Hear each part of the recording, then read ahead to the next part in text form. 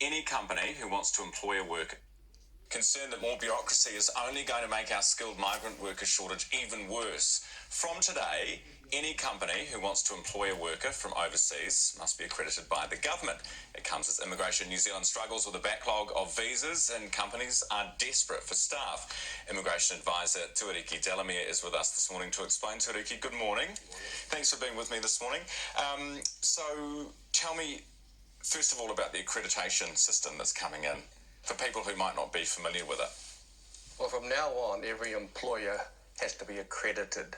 That opened up on the 23rd of May. That part of the process is quite simple if you haven't got any red flags against you. If you have red flags, it'll be pretty difficult. The real problem is, and most employers are unaware of it, is behind that initial accreditation is this mountain, this tsunami of compliance. I don't know if you've seen the required advertising.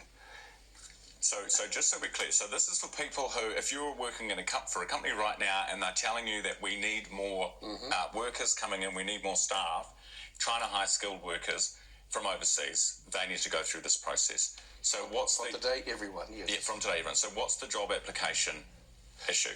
Well, first, once the employee's been accredited, they need to then apply for what they call a job check. But you can't apply for a job check unless you've placed in an acceptable advertisement. And the requirements for the advertising are like nothing you've ever seen before, just massive amounts of detail. So you get through that, it's got to be there for 14 days. So you've got to put an ad up, basically. What kind of detail are you talking about? Minimum wage, maximum wage, holiday hours, just a whole list of requirements I've never seen in any ad ever in my life. And so that's now a requirement. But let's say you get through that, then you apply for permission to employ someone. And there is a whole mess of compliance costs that you've got to set up a structure in your company to bring in the worker. The worker has to undergo employment relations authority courses, as do a bunch of staff on the employer. And most employers are unaware of this. They're about to become aware of it. Once you get through that, you're then issued a job check for that one job.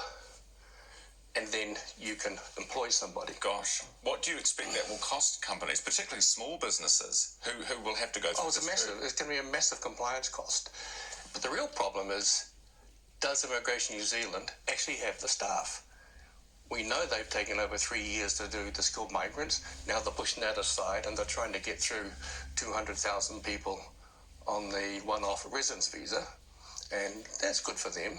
But they've only got less than 100 people working on them. Now they've got thousands of employers. I saw in the paper, 5,000 employers have already applied for the accreditation. Yes. Well, I imagine there's probably at least 50,000 companies in New Zealand, and many of them will want migrants. And to do so, they must apply. Right. So where's the staff to do this? Okay, are you aware of any clients at the moment who are sitting in, I don't know, India or China or England who want to come here, and the only reason they're not here is because of delays? Well, the main reason they're not here, I'm aware of hundreds, and that's because the border was shut 2 years ago. And I just find that whole process, I understand why they did it. Yeah. And I'm very supportive. The health of New Zealanders came first. But some of those people, they had their homes set up here. They had valid visas, they had valid work visas, student visas, and yet the government now refuses to consider that. And I just think that's unfair. And they should just grant them 1 year visas, allow them to rebuild their lives and give them the chance to come back. Because we need those people. So there are people who were working and living here, who left, who've still got stuff here, like a flat or a... Oh, thousands of them. They went home on holiday. They went home to visit a parent who may be sick. And then, I think, March 20th, we shut down. No problem with that. It worked out well. But their visas ran out and we haven't renewed them. No, Chris Arfoy said, I'm not interested. Okay, well that seems kind of dumb when we're looking at the kind of staff shortages we've just been speaking about with our hospitality going. My office is beneath the Columbus Coffee. They're closed half the time because they can't get staff.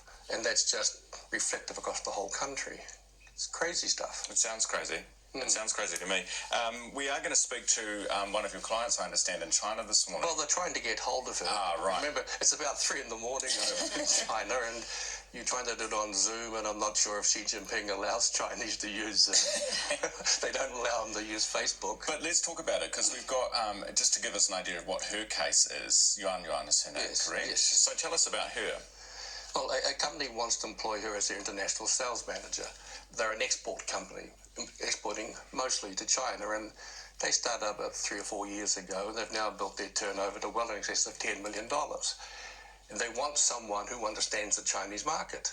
That means fluent in English, fluent in Chinese, and understand the market. That usually means someone from China. And she's got a brilliant record. And she was shut out because of the lockdown, so I don't blame the government for that. But she's trying to get back in. Yeah, and can't. Terrible. Tuariki, we're going to speak to our acting Prime Minister at 7:40, so we're going to raise these concerns with her.